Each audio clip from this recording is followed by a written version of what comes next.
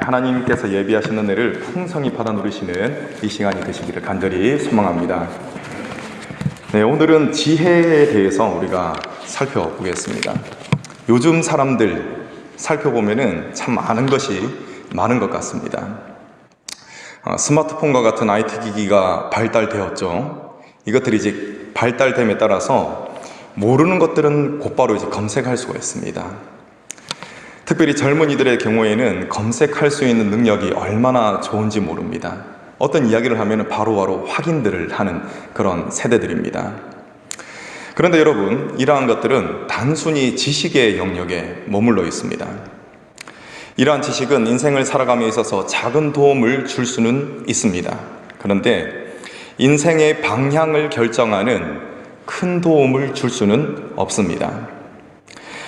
여러분, 인생에 결정적인 도움을 주는 것은 지식이 아닙니다. 지식이 아니라 인생에 결정적인 도움을 주는 것은 바로 지혜입니다. 지혜의 사전적인 정의는 사물의 도리나 선악을 분별하는 마음의 작용입니다. 짧게 표현을 하자면은 분별할 수 있는 능력이 바로 지혜인 것입니다.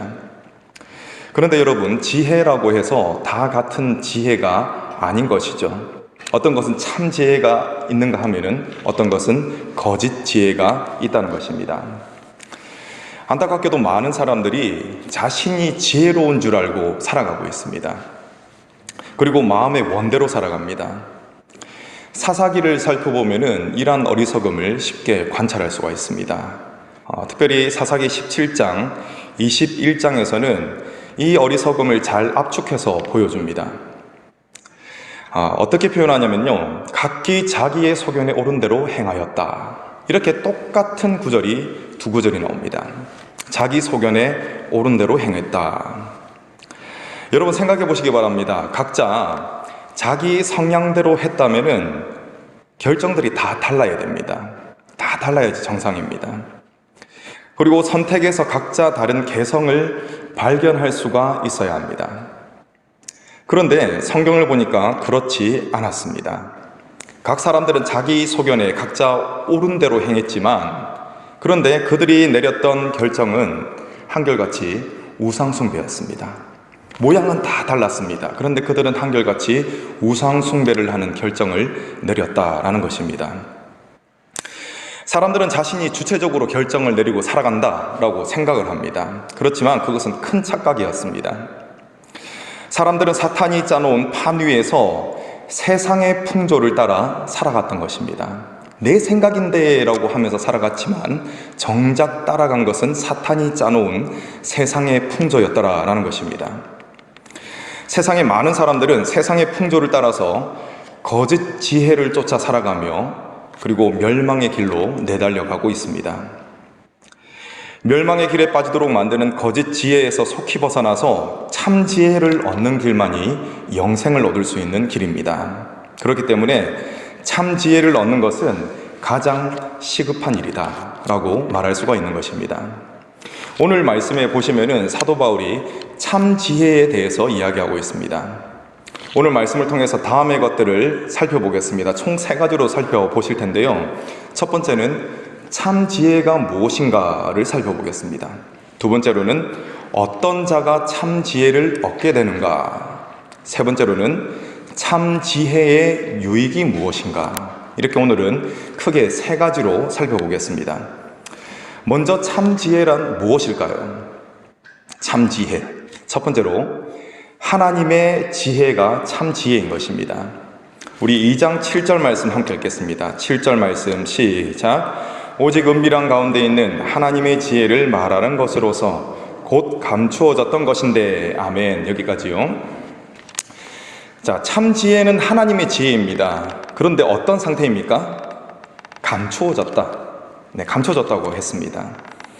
감추어졌기 때문에 사람은 스스로의 힘으로는 이 지혜를 발견할 수가 없습니다. 자, 한 점의 빛도 없는 작은 방에 들어간다라고 가정을 해보겠습니다.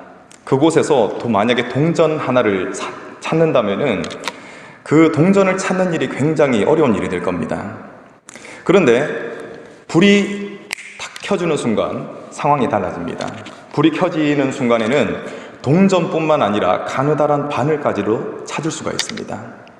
빛이 비추어지면은 작은 것도 충분히 발견할 수 있다는 것입니다. 지금부터 20년이 조금 더 된 이야기를 잠시 해드리겠습니다.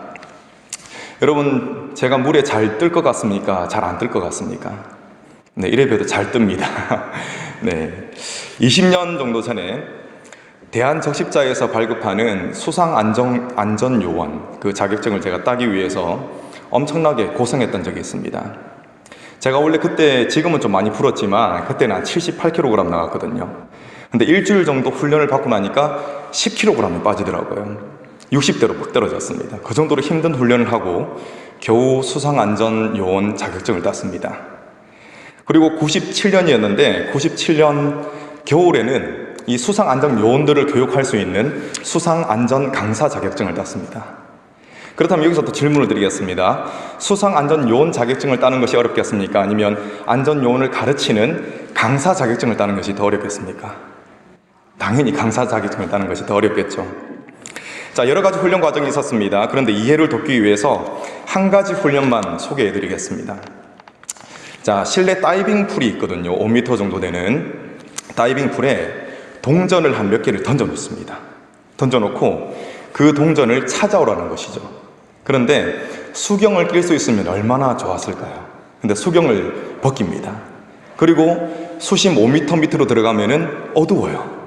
그래서 어떤 방법으로 찾냐면요, 5m 밑으로 들어가가지고 숨을 헐떡헐떡 대면서 숨 쉬고 싶어가지고 막 헐떡대면서 바닥을 막 쓸고 다니면서 동전을 찾아야 됩니다. 여러분, 생각만 해도 숨이 막히지 않습니까? 그래서 이 동전 하나를 찾기 위해서 아주 많이 수면 위를 왔다 갔다 했던 기억이 있습니다. 굉장히 고통스러운 그런 기억이었습니다. 자, 만약에 수경을 사용할 수 있고 그리고 또 물속이 환했더라면은 그 동전 찾는 건 별로 어렵지 않습니다. 바로 보고 찾을 수가 있는 것이죠. 그런데 빛이 없었습니다. 어두웠습니다. 그래서 굉장히 고생스러웠다라는 것입니다. 여러분, 어떤 것을 발견하기 위해서는 반드시 빛이 비춰져야 됩니다. 여러분들 옆에 계신 분들 다 잘 보이시죠? 보이는 것이 내 시력이 좋기 때문이 아니라 1차적으로는 빛이 있기 때문에 그렇습니다. 만약에 빛이 없다면 내 시력이 2.0이라도 아무런 소용이 없는 것입니다. 빛이 비치기 때문에 내가 볼 수가 있는 것입니다. 여러분, 특별히 참지혜가 그러합니다. 참지혜는 인간의 능력으로는 결코 발견할 수 없는 감추어진 하나님의 지혜다라는 것입니다.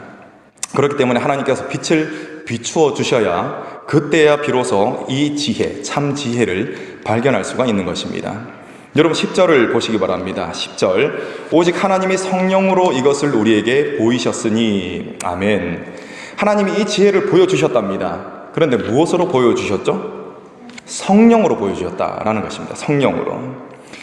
하나님은 성령의 빛을 비추어 주셔서 감추었던 이 지혜를 발견하도록 만들어 주십니다.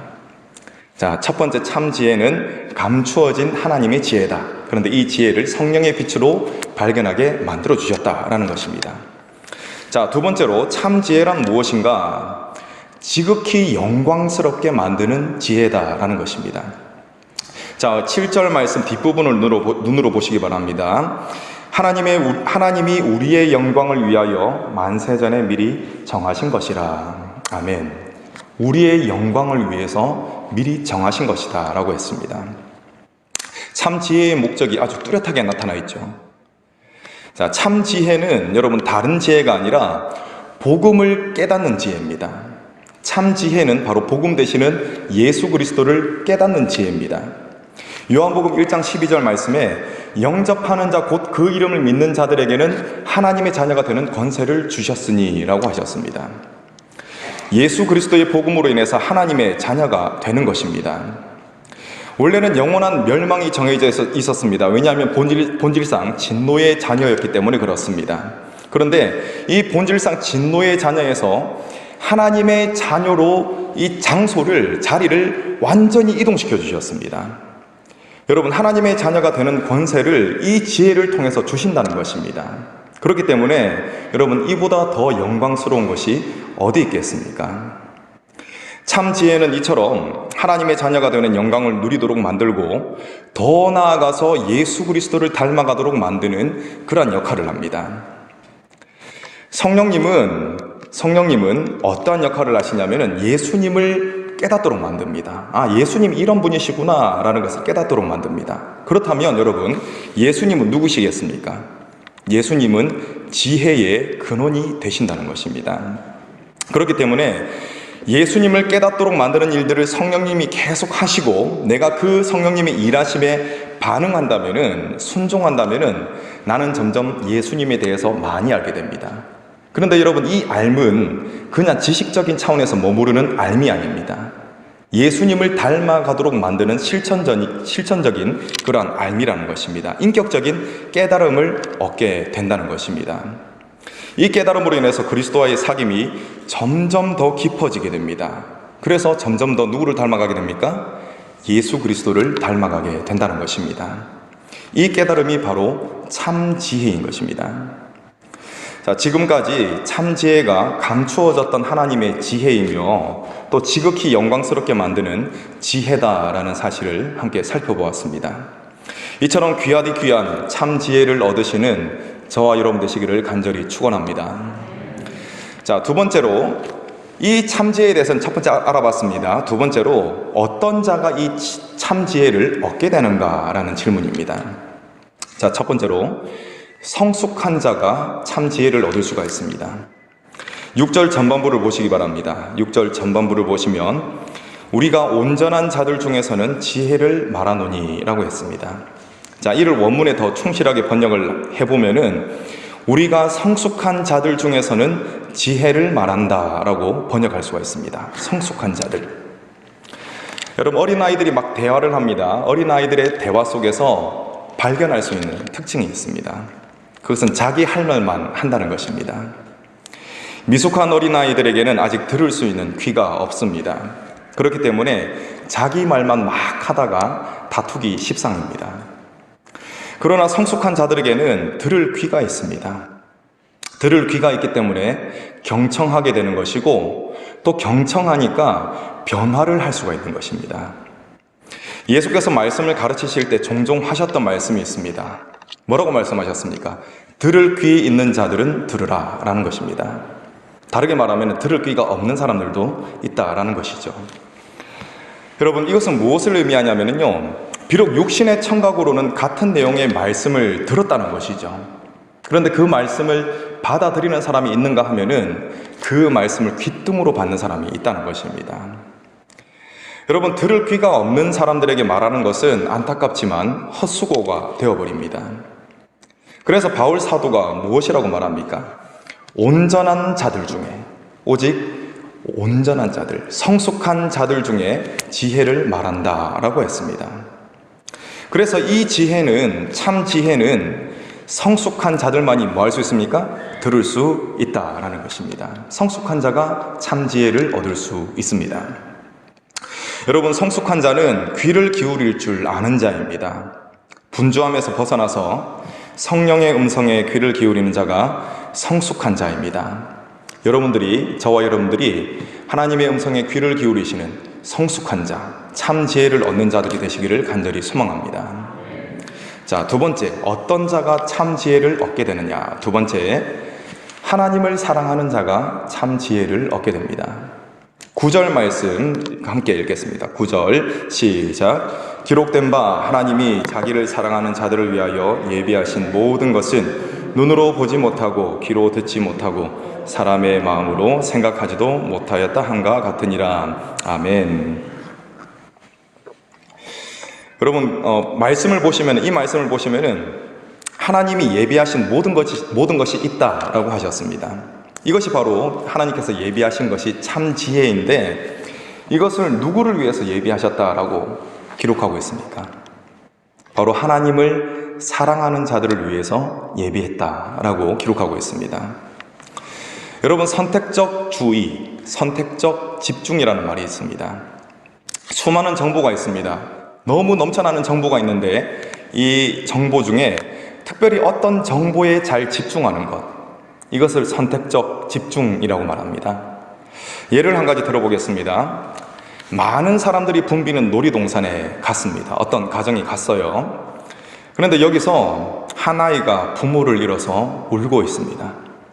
울면서 그 아이는 엄마 외치면서 돌아다니고 있습니다.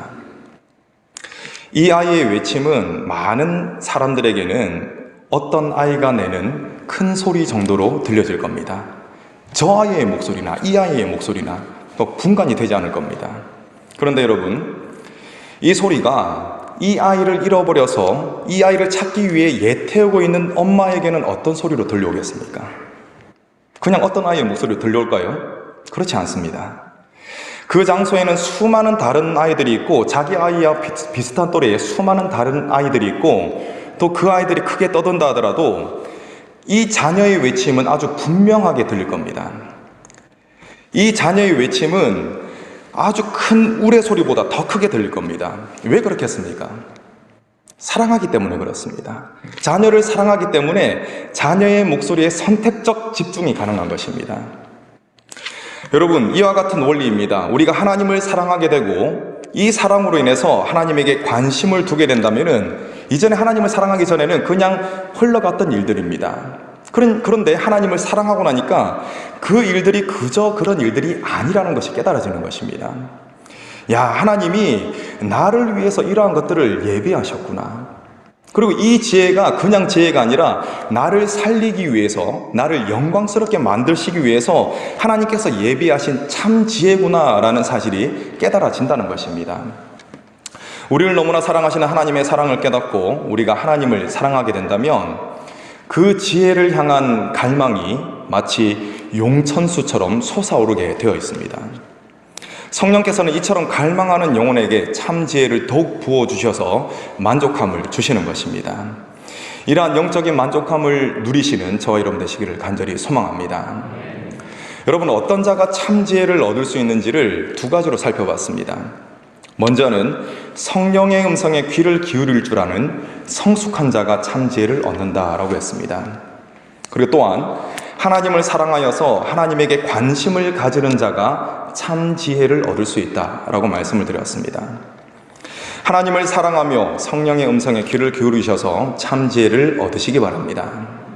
자, 세 번째 마지막 큰 질문입니다. 그렇다면 참 지혜의 유익은 무엇인가? 라는 것입니다. 참 지혜의 유익 첫 번째로 하나님의 마음을 깨닫게 됩니다. 우리 10절 말씀 함께 읽겠습니다. 10절 시작. 오직 하나님이 성령으로 이것을 우리에게 보이셨으니 성령은 모든 것 곧 하나님의 깊은 것까지도 통달하시느니라. 아멘.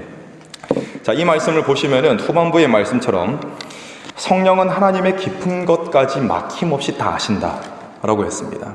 통달하신다 라고 했습니다. 그러니까 성령이 주시는 이 참 지혜로 말미암아 무엇을 알 수가 있는 것입니까? 하나님의 마음을 알 수가 있는 것입니다.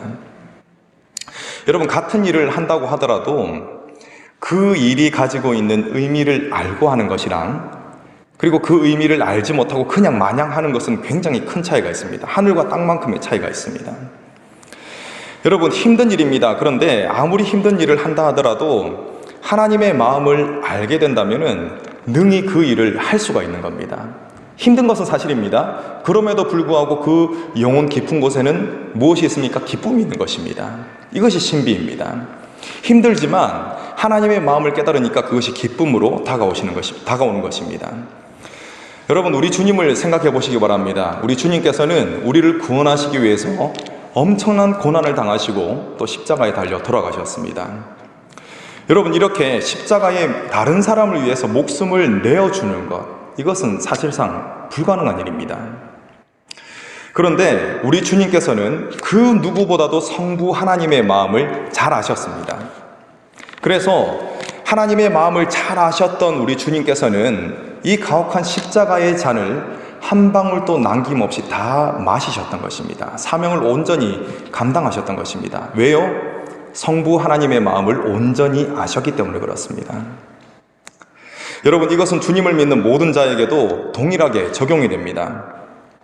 하나님의 마음을 모를 때는 의미 없게 느껴지고 때로는 하찮게 느껴지고 귀찮고 고통스럽고 힘들게 다가왔던 일들이 하나님의 마음을 알게 되면은 그 일들이 보배로운 일들로 다가오게 된다는 것입니다. 비록 내가 하는 일들을 사람들이 몰라준다 하더라도 상관없습니다. 오히려 더 기뻐합니다. 그러면서 그 일을 묵묵하게 지속적으로 감당할 수가 있는 것입니다. 여러분, 이 사람들이 바로 어떤 사람들입니까? 하나님 나라의 일꾼이라는 것입니다. 참 지혜로 하나님의 마음을 깨달으셔서 섬기시는 일에 더욱더 박차를 가하시는 저와 여러분 되시기를 간절히 소망합니다. 자, 참 지혜의 유익 두 번째로는 하나님이 베푸신 은혜를 깨닫게 된다라는 것입니다. 자, 12절 말씀, 12절 여러분 읽어주시겠습니다. 시작.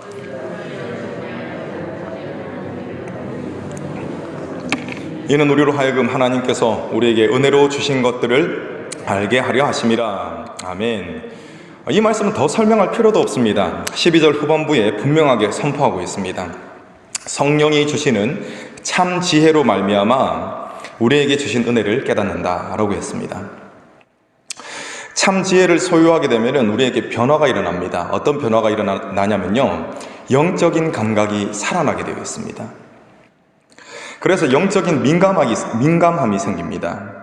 이 영적인 민감함을 가지고 하나님께서 베푸신 은혜를 잘 감지해내는 것입니다. 여러분, 하나님의 은혜를 깨닫게 되면 반드시 따라오는 게 있습니다. 감사가 따라오게 되어 있습니다. 야, 이것이 하나님의 은혜구나, 감사하다, 이렇게 되는 것이죠. 그렇기 때문에 그 사람의 하나님의 은혜를 깨닫게 되는 그 사람에게는 감사가 넘치는 삶이 따라오게 되어 있습니다. 그렇다면 여러분, 여기서 질문을 하겠습니다. 내 삶에 감사가 많아지면 내 삶은 더 행복해지겠습니까? 아니면 불행해지겠습니까? 너무나 당연한 질문이죠. 행복해집니다. 여러분, 이 사람의 행복이 다른 사람에게 전염된다는 사실을 아십니까? 또 반대로 내가 막 투덜대는 것도 전염이 되지만 행복도 전염이 된다라는 것입니다. 여러분, 나의 감사로 인해서, 나의 감사하는 삶으로 인해서 다른 사람이 감사하는 삶을 살아가게 된다. 여러분, 이 생각을 해봤을 때 이것이 얼마나 큰 복입니까? 나뿐 아니라 다른 사람들도 감사하는 사람으로 변화시키는 힘, 이것이 바로 무엇이냐? 이것이 바로 선한 영향력이다라는 것입니다. 예수님께서는 우리에게 말씀하셨습니다. 너희는 세상의 소금이다. 너희는 세상의 빛이다 라고 말씀하셨습니다. 여러분, 우리가 여기서 주의해야 할 것이 있습니다. 너희는 세상의 소금이 되라가 아닙니다. 너희는 세상의 빛이 되라가 아닙니다. 이미 너희는 뭐라고요? 세상의 소금이다. 이미 빛이다 라는 것입니다. 이것은 무엇을 의미하냐면요, 우리가 예수님을 믿는다면, 이 믿음으로 참 지혜를 소유하게 된다면은 우리는 빛과 소금과 같은 선한 영향력을 끼치는 삶을 살 수밖에 없다라는 것입니다. 여러분, 참 지혜로 은혜를 깨달으셔서 감사가 풍성한 삶을 사시기를 바랍니다. 또 이 행복한 삶을 통하여서 이 행복을 다른 사람들에게 전달하시는 선한 영향력을 발휘하시는 저 여러분 되시기를 간절히 소망합니다. 자, 참 지혜의 유익 세 번째입니다.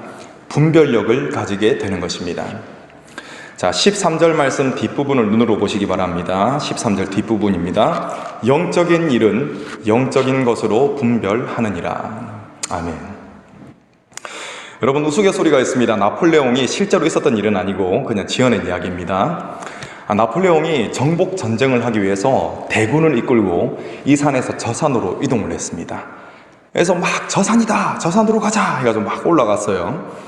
근데 올라가고 나니까 나폴레옹이 이렇게 말을 하더랍니다. 이 산이 아닌가 배, 이렇게 했습니다. 그래서 또 다른 산으로 가자 해가지고 막 올라갔습니다. 그리고 거기서도 또 이야기합니다. 이 산도 아닌가 벼. 여러분, 이 군대의 사기가 어떻게 됐겠습니까? 뚝뚝 떨어졌습니다. 물론 지어낸 이야기이기는 하지만 여러분, 분별력이 없었기 때문에 생겼던 그것을 지금 이야기로 우스갯소리로 말씀을 드린 것입니다. 여러분, 분별한다는 것은 굉장히 중요한 일입니다. 오늘 말씀을 보시면 영적인 일은 영적인 것으로 분별한다라고 했습니다. 여러분, 분별하는 것은 아무리 강조해도 지나치지 않습니다. 만약에 분별하지 못하면 방금 이 이야기처럼 갈팡질팡하게 됩니다. 저도 짧은 생을 살면서 뒤돌아보면은 갈팡질팡함으로써 쏟아낸 에너지가 얼마나 많은지 모릅니다. 허비한 그런 시간들이 많다는 것입니다. 그리고 여러분 또 분별하지 못하면은 마음속에 불안감이 생기게 됩니다. 불안하면서 두려운 마음이 나를 공격하게 되는 것입니다. 불안해지면은 자연스럽게 마음의 평안이 사라집니다. 두려움에 사로잡히게 된다는 것입니다. 그런데 여러분, 이와는 반대로 분별하게 된다면은 집중해야 할 것에 집중할 수가 있습니다. 그리고 하나님의 뜻을 분별하게 된다면 하나님이 주시는 평강을 받아 누릴 수가 있는 것입니다. 이사야 26장 3절 말씀에 주께서 심지가 견고한 자를 평강하고 평강하도록 지키시리니 이는 그가 주를 신뢰함이니이다 라고 했습니다. 성령께서는 참 지혜를 통해서 오직 하나님만이 믿고 따를 수 있는 분임을 알려주십니다. 이러한 분별력을 통해서 얻을 수 있는 것이 무엇이라고 했습니까? 그것이 바로 평강인데, 이 평강은 세상이 줄 수 없는 평강이다라는 것입니다. 성령께서 주시는 참 지혜로 말미암아 분별하시고 또 참 평강을 받아 누리시는 저와 여러분 되시기를 간절히 축원합니다. 말씀을 맺겠습니다. 오늘은 말씀을 통해서 참 지혜란 무엇인가? 그리고 어떤 자가 참 지혜를 얻을 수 있는가? 마지막으로 참 지혜가 주는 유익이 무엇인가? 이 세 가지로 살펴봤습니다. 원수 마귀 사탄은 성령이 주시는 이 참 지혜를 등한히 여기도록 만들 것입니다. 다른 것에 눈을 돌리도록 끊임없이 유혹하고 또 도전할 것입니다. 하지만 여러분, 오늘 선포된 말씀을 굳게 붙잡으시고 참 지혜를 등한히 여기도록 만드는 마귀의 공격을 물리치시기 바랍니다. 성령께서 주시는 참 지혜는 우리 한 사람 한 사람을, 그리고 우리 공동체를 더욱 강력하게 만들 것입니다. 그리고 참 지혜를 붙드는 사람들을 통해서 하나님의 나라가 확장될 것입니다. 여러분, 성령께서 주시는 참 지혜를 사모하시기 바랍니다. 또한 이 참 지혜 안에서 그리스도의 장성한 분량까지 자라가시기 바랍니다. 저와 여러분, 그리고 우리 조함 공동체가 참 지혜로 말미암아 하나님께 영광 돌리는 공동체가 되기를 간절히 축원합니다. 기도하겠습니다.